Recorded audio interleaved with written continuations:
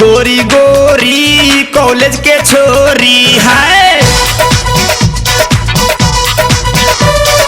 गोरी गोरी कॉलेज के छोरी है। गोरी गोरी कॉलेज के छोरी एक झटके में लड़कन के दिल को ले ली सा चोरी।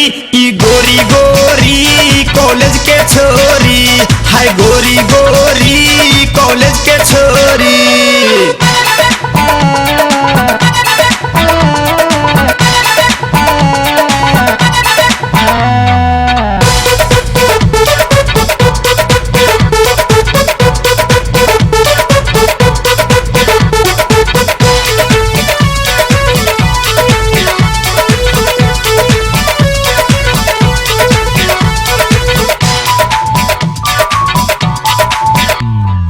रोज स्कूल में पहिर के कपड़ा आवे हाई फाई। देखी देखी दादा हमनी के ना होके पढ़ाई।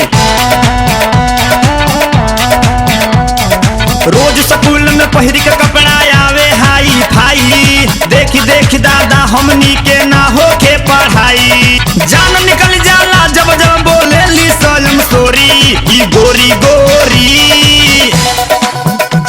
है। गोरी गोरी कॉलेज के छोरी।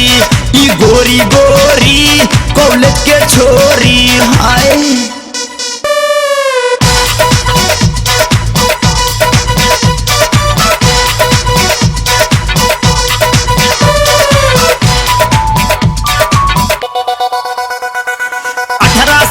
इनका पीछे बन के घूमी हीरो।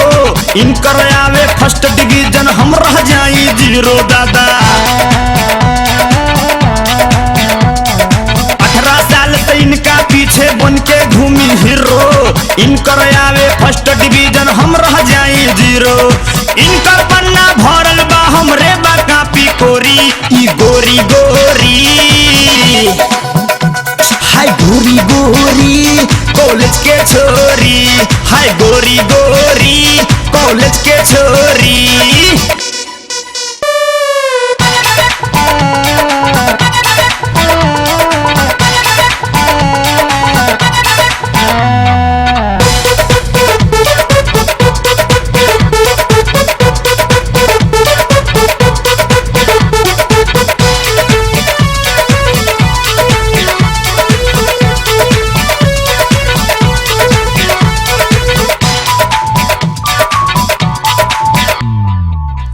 भाई कहे निराला गजबे बाटे लीला। द्वापर में रस लीला तो कलयुग में जींस ढीला। हाय हाय हाय। रुदल भाई कहे निराला गजबे बाटे लीला। द्वापर में रस लीला तो कलयुग में जींस ढीला। सब भाषा से निकला गया अपन भाषा भोजपुरी। ई गोरी गोरी हाय। गोरी गोरी कॉलेज के छोरी। ई गोरी गोरी कॉलेज के छोरी बाप रे।